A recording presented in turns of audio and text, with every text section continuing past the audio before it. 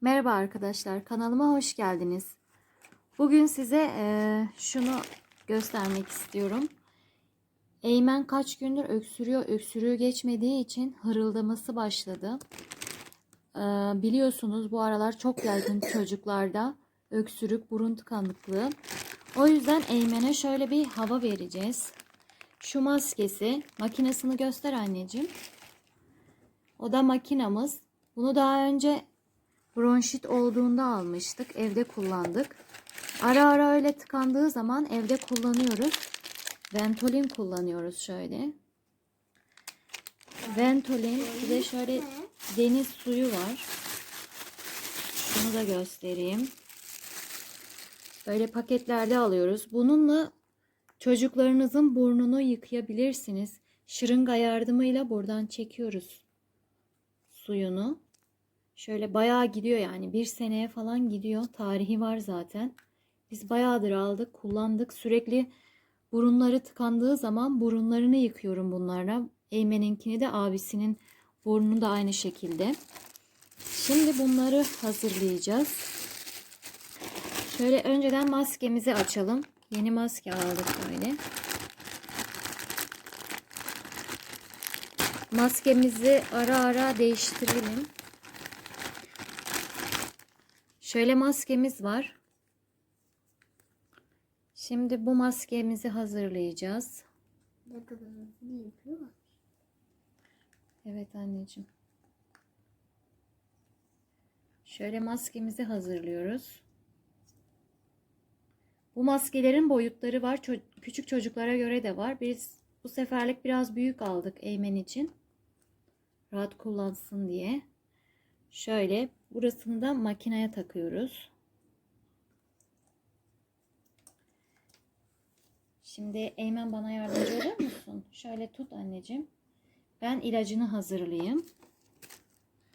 Şöyle şırıngamız var.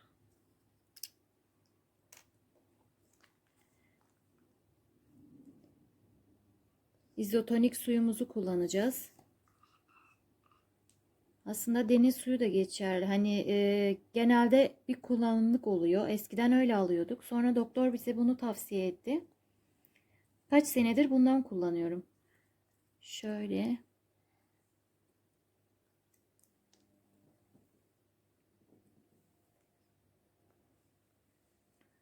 Şırıngamız biraz küçük. Kaç cc almışız? Bakalım. Boş havasını alalım böyle. 1,5 cc. Şöyle 1,5 cc. Ver anneciğim. Şuradan da maskenin içinden tut bebeğim böyle.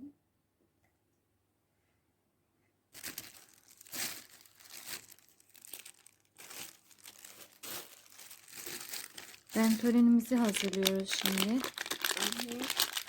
Şimdi sıktık ya. Şöyle ventolinler de şöyle paketlerde oluyor.